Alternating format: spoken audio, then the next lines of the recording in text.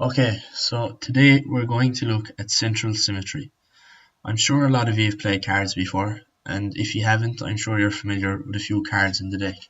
Well, today we're going to look at the King of Hearts. Now we can see in the example of the card here that there are lines drawn from the bottom of both of these hearts to the same points in the bottom corner of the card, and there is also a line drawn from a point in the King's hat to the same point in the bottom corner of the card. But one thing that all of these lines have in common is that they pass through the same point, and this point is known as the center of symmetry.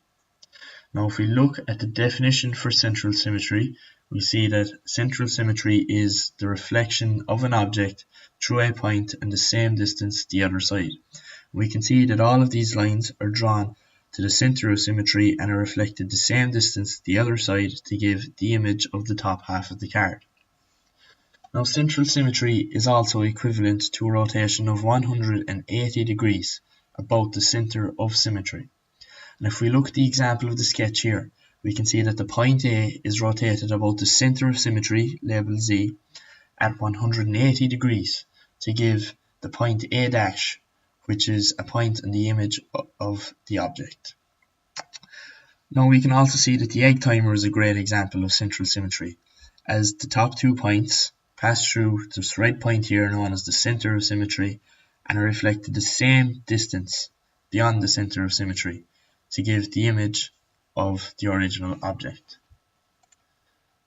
Now if we look here, we can see that we have an original shape, which is a triangle, and there are lines drawn to the center of symmetry and the same distance beyond the center of symmetry. Now we can draw in lines connecting these points,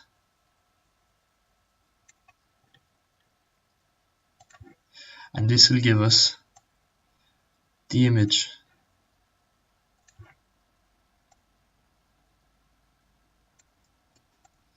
we can see now that each line passes through the center of symmetry and is reflected the same distance the other side to give the new point on the image, and this is the exact same as the original shape of the triangle.